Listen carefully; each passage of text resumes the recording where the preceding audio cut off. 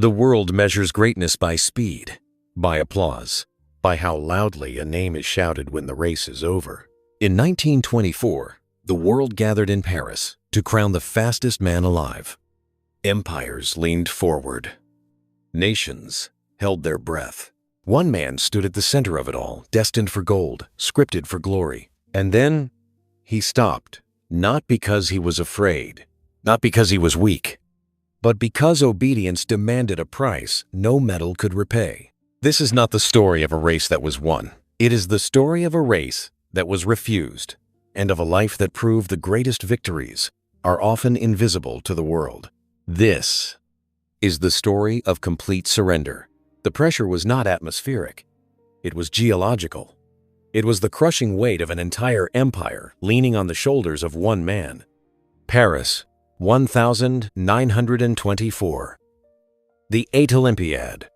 The world had gathered to worship at the altar of human speed, and Eric Liddell was its anointed high priest.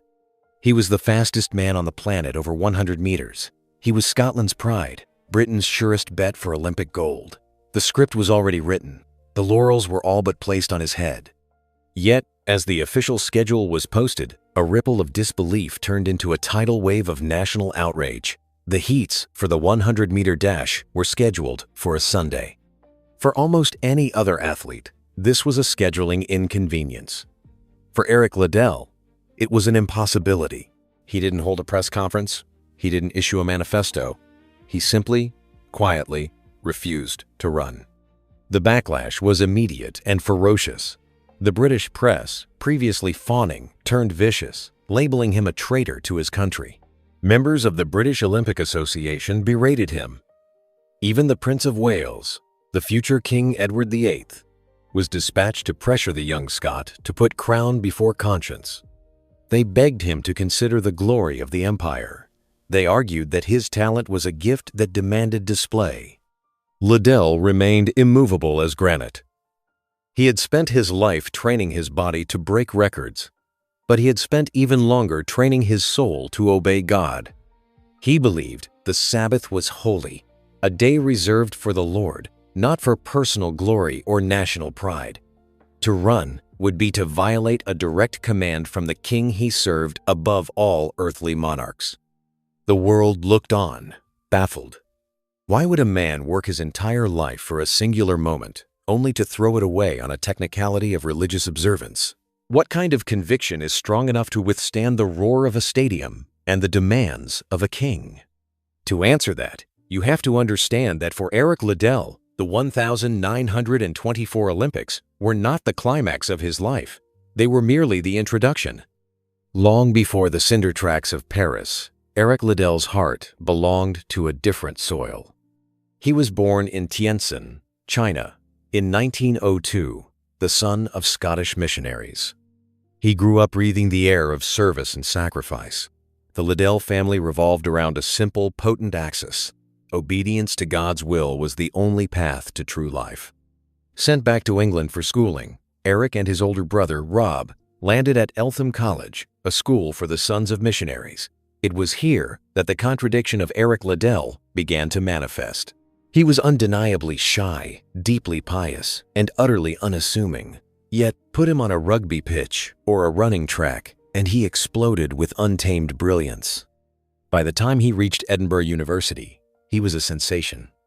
He became the premier wing for the Scottish national rugby team, known for a blistering pace that left defenders clutching at air. But it was on the track that he truly transcended sport. Liddell was an unorthodox runner. Critics noted his terrible form he ran, with his head thrown back, gazing at the sky, his arms windmilling chaotically, his knees high. He looked like a man desperately trying to keep his balance while being pulled forward by an invisible rope. But it worked. He didn't just win, he annihilated competition. For Liddell, this dichotomy between his quiet faith and his explosive athletic dominance wasn't a contradiction at all. It was a harmony. He famously articulated this philosophy to his sister, Jenny, who worried that his running was distracting him from his eventual calling to the mission field. "God made me for a purpose," he told her, his eyes alight with a sincerity that defined him. "But he also made me fast, and when I run, I feel his pleasure." This is the key that unlocks Eric Liddell. Running wasn't a secular activity separate from his sacred calling. It was an act of worship. The burn in his lungs and the rhythm of his stride were a kinetic prayer, a physical manifestation of gratitude for the gifts God had endowed him with. He didn't run to gain glory for himself. He ran to reflect the glory of his Creator. This was the man who arrived in Paris in 1924. He was not a career athlete protecting a brand endorsement. He was a worshiper protecting his integrity. The world saw a man throwing away a gold medal. Liddell saw a man guarding his soul. Having forfeited his best event, the 100 meters, Liddell was entered into the 200 meters and the 400 meters. He secured a bronze in the 200, a respectable finish. But the 400 meters was not his race. It was too long for a pure sprinter. He was expected to perform well, perhaps make the final, but certainly not to win. The world record holders and specialists were waiting for him. On the morning of the 400-meter final, the atmosphere in the stadium was electric, the air thick with the July heat of Paris. As Liddell prepared in the dressing room, a masseur for the British team handed him a folded piece of paper. Liddell opened it.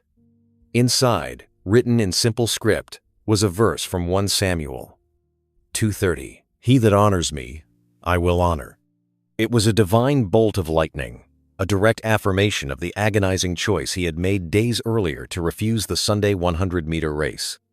The promise settled deep into his spirit. He walked onto the track, not with the weight of expectation, but with the buoyancy of assurance. The gun fired. The first 200 meters were suicide.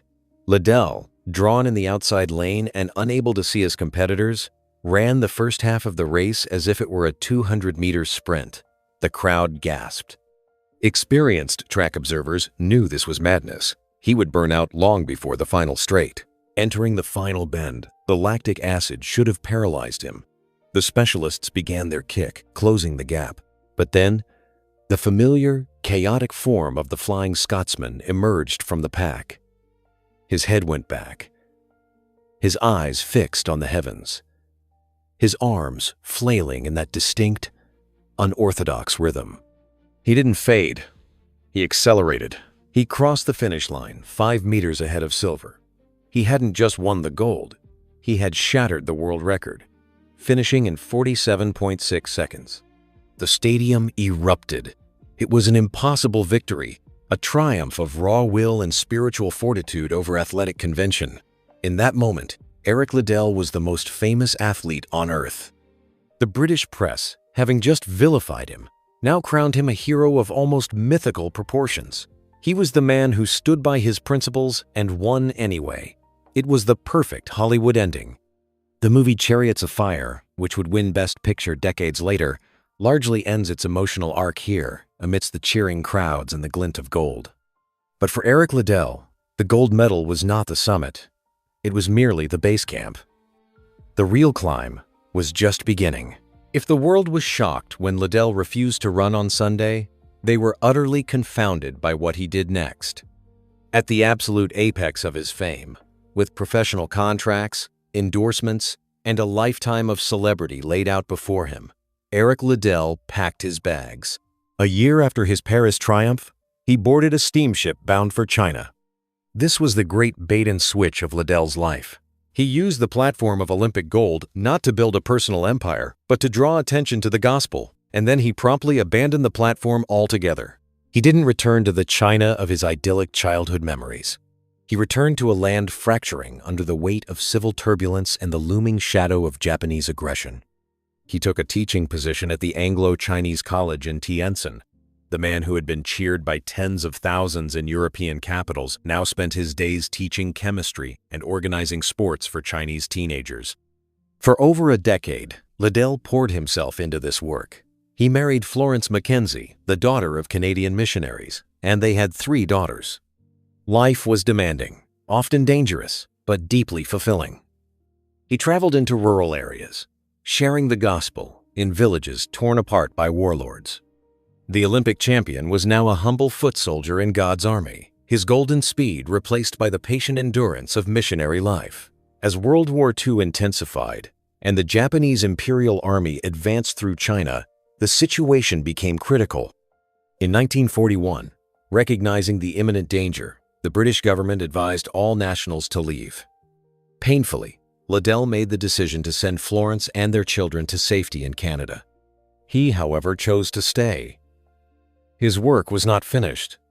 He was needed by the Chinese church and the people he had come to serve. It was the last time he would ever see his family in this life. In the year 1943, the Japanese invaders seized control of the foreign settlements. Liddell, along with nearly 2,000 other Westerners, missionaries, businessmen, teachers, and children, was marched into the Weixian internment camp in the Shandong province. The cinder track was gone, replaced by barbed wire and watchtowers. The roar of the crowd was replaced by the barking of guards and the cries of the hungry. This was the final arena for the Flying Scotsman. It is in the squalor and despair of the Weixian camp that the true magnitude of Eric Liddell's character ceases to be a story about sports and becomes a testimony of sainthood.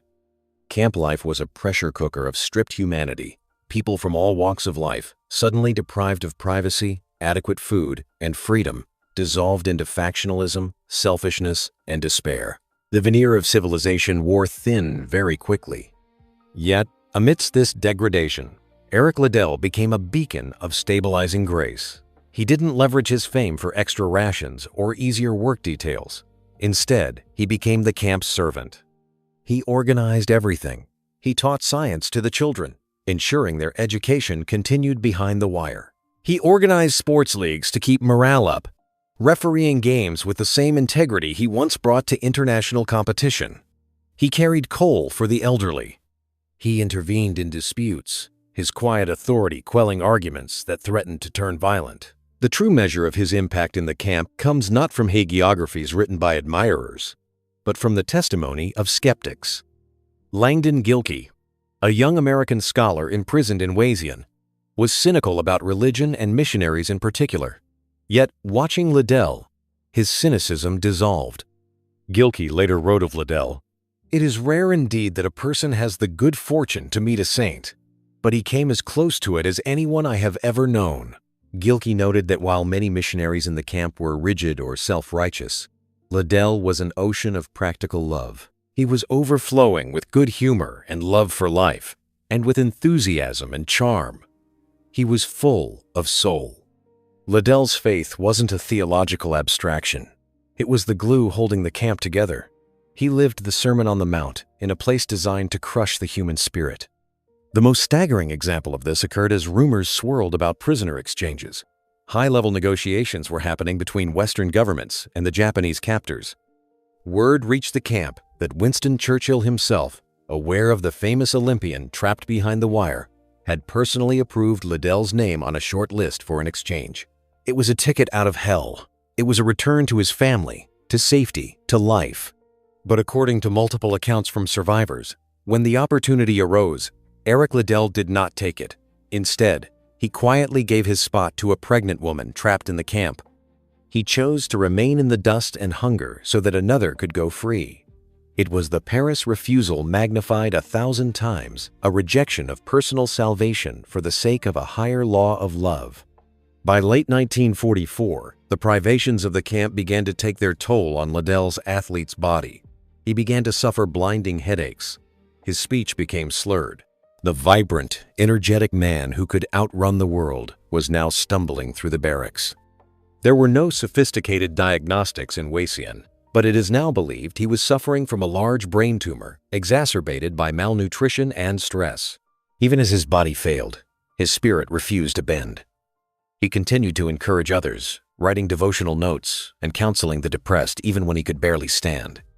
On the 21st of February 1945, just 5 months before the camp would be liberated at the end of the war, Eric Liddell lay dying on a thin mattress in the camp hospital. He was 43 years old. He was thousands of miles from the stadiums of Europe, thousands of miles from his wife and children. According to a fellow missionary present in the room, Liddell's final moments were peaceful. He murmured a few words, a final articulation of the philosophy that had guided him from the starting blocks of Paris to the prison camp of Weixian. His last words were, "It's complete surrender." He slipped into a coma and died shortly after. When news of his death reached Scotland, The nation mourned. But in Wasian, the grief was existential. They hadn't just lost a friend. They had lost their moral compass. He was buried in a simple grave, marked with a small wooden cross within the camp walls. The world remembers Eric Liddell for the race he didn't run and the gold medal he won against the odds. He is frozen in time in chariots of fire, head back, defying gravity and expectation. But if we stop the story at the podium, we miss the point of his life entirely. The gold medal was not the victory. It was merely the credential that forced the world to pay attention to what followed. Eric Liddell's life challenges the modern definition of success. We are obsessed with the platform, the applause, the tangible reward. Liddell demonstrated that the greatest victories often happen in complete obscurity, in the silence of a prison camp where the only audience is God. And one compacket in Ford money. This is of it and reward, the best completed, and waited unsaid.